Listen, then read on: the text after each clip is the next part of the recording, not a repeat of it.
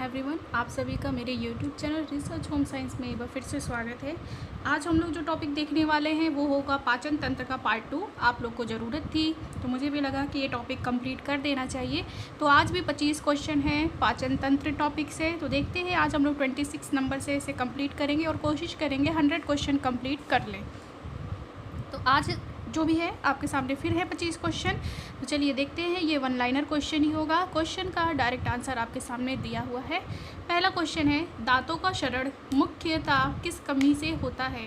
तो दांतों का जो क्षरण है, दांतों में जो टूट फूट है, गंदगी जम जाती है, पीलापन दांतों में दिखाई देता है या दांतों में गड्ढा सा बन जाता है, ये फ्लोरीन की कमी के कारण होता है। नेक्स्ट क्वेश्चन है, प्रत्येक दांत की भीतरी गुहा को क्या कहते हैं?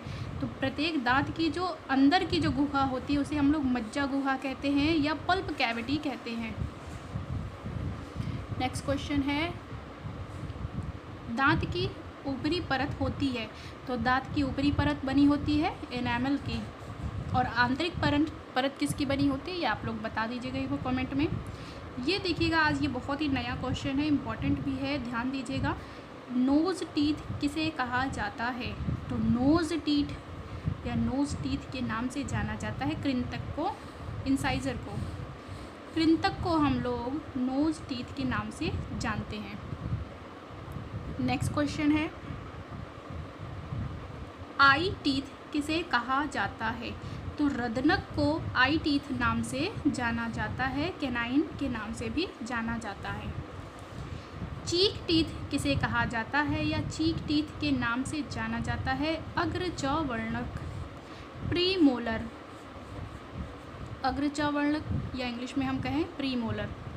विजडम टीथ कहा जाता है तो चवर्णक को, मोलर को। विजडम टीथ किसे कहा जाता है? चवर्णक या मोलर को। फिर से देख लीजिएगा, ये बहुत इंपॉर्टेंट है। आई टीथ कहा जाए तो रदनक, चीक टीथ कहा जाए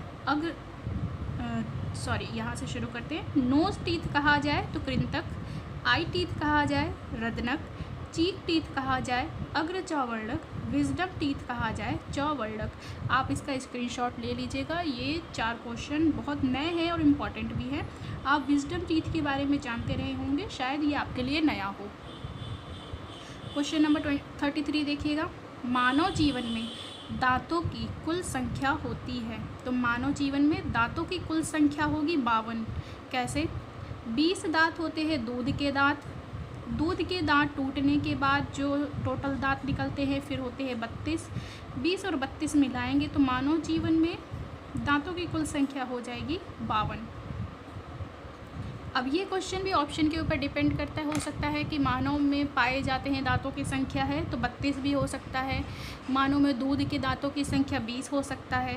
लेकिन यहाँ पे क्वेश्चन है मानव जीवन में, जीवन में मतलब बचपन से लेकर के मृत्यु तक में। तो पूरे जीवन में अगर देखेंगे तो दांतों की कुल संख्या होगी 52, क्योंकि एक बार 20 निकलेगा, ये 20 टूट जाएंगे, फिर दोबारा 32 निकलते हैं। 34 क्वेश्चन देखिएगा, मुख गुहा को आमाशय से जोड़ने का कार्य करता है।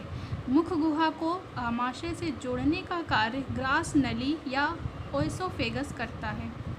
ग्रास नली या ओएसोफेगस। आप देखेंगे इसी सब तरीके के क्वेश्चन आपको टीजीटी पीजीटी में भी देखने को मिलते हैं। तो वहाँ पे 4 ऑप्शन भी आपके सामने रहेगा, ऑप्शन के हिसाब से आप आंसर दीजिएगा। यहाँ पे फिर है, ग्रास नली की लंबाई कितनी होती है? ये क्वेश्चन भी पहले भी कई बार कई एग्ज़ाम में पूछा जा चुका है, तो प्रिपेयर रहिएगा। ग्रास नली की लंबाई होती है 10 इंच। ग्रास नली व आमाशय के मध्य लगा एक वॉल्व जो भोजन को वापस ग्रास नली में जाने से रोकता है। ग्रास नली जिसकी लंबाई थी 10 इंच, ग्रास नली व आमाशय के मध्य में लगा एक वॉल्व जो भोजन को वापस ग्रास नली में जाने से रोकता है, वो है स्फिंक्टर।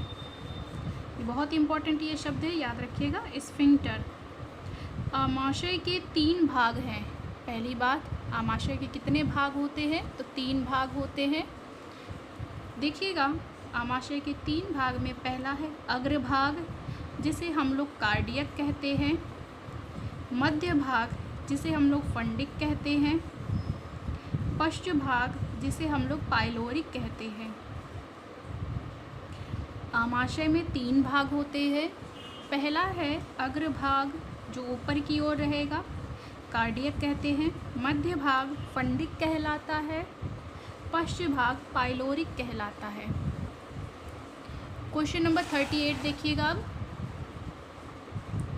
कार्डियक से निकलने वाला वह स्राव, अभी आपने देखा कि इसके 3 भाग होते हैं आमाशय के, तो आमाशय में कार्डियक की बात हो रही है। कार्डियक से निकलने वाला वह स्राव जो टाइलिन के प्रभाव को समाप्त करता है, आंसर होगा HCl, hydrochloric acid. Hydrochloric acid cardiac से निकलने वाला वह स्राव जो टाइलिन के प्रभाव को समाप्त करता है। टाइलिन कहाँ था? मुख में।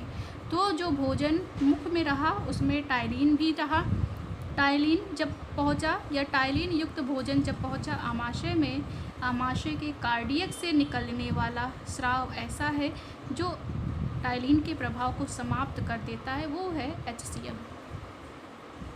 आमाशय में भोजन लगभग कितने घंटे रहता है? तो लगभग 4 घंटे।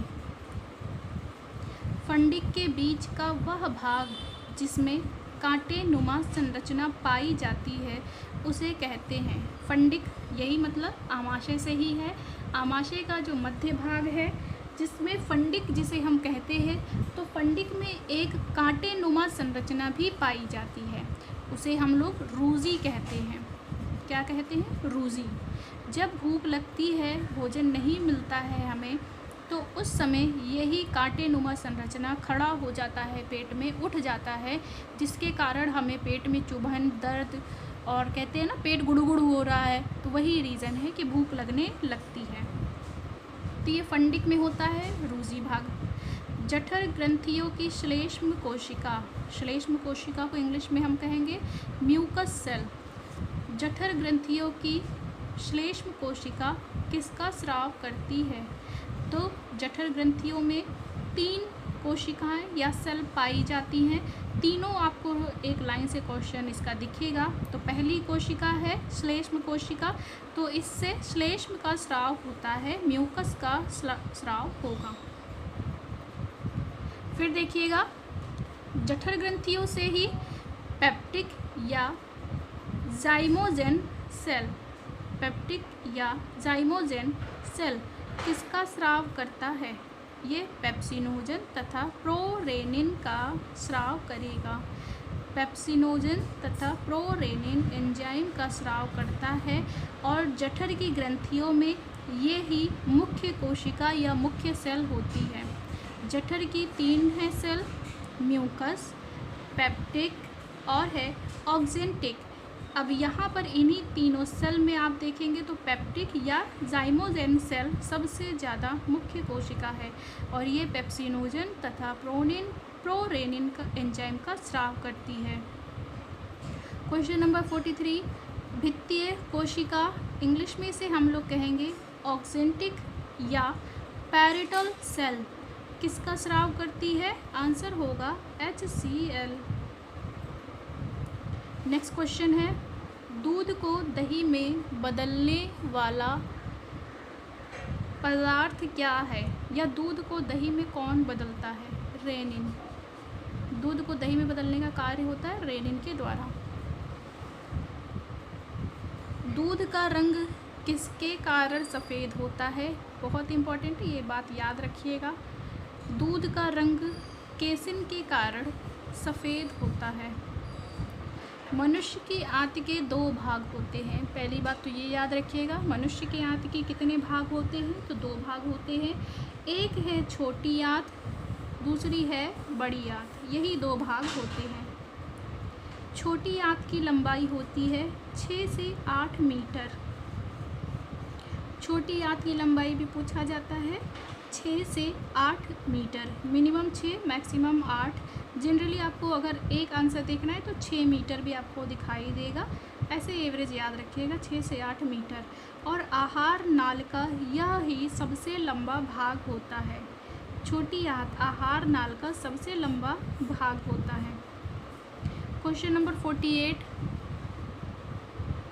भोजन का पूर्ण पाचन कहाँ होता है? भोजन का पूर्ण पाचन छोटी आंत में होता है। सर्वाधिक पाचन, पूर्ण पाचन छोटी आंत में ही होता है। छोटी आंत में भोजन कहाँ से आता है? तो जो आमाशय में पचा हुआ भोजन होता है, तो वहाँ से पचने के बाद कुछ पदार्थ ऐसे हैं जिनका पाचन मुख से ही शुरू होता है, कुछ का आमाशय में होता है, कुछ का छोटी आंत में होता है। तो छोटी आंत में भोजन आमाशय से पहुँचता है। छोटी आंत के कितने भाग होते हैं? तो छोटी आंत के 3 भाग होते हैं। देखेंगे आपके सामने ये लिखा हुआ है। पहला भाग है पक्वाशय या ग्रहणी। ध्यान दीजिएगा, पक्वाशय या ग्रहणी को ड्यूडेनम कहा जाता है। दूसरा भाग है अग्र क्षुद्रांत, जिसे जेजुनम कहा जाता है। फिर है क्षुद्रांत, जिसे इलियम कहा जाता है। पहला है ड्यूडेनम, जेजुनम, इलियम। ये हैं छोटी आंत के 3 भाग। आप इसे DJI नाम से भी याद रख सकते हैं। सबसे पहला भाग है छोटी आंत का ड्यूडेनम, फिर है जेजुनम, फिर है इलियम।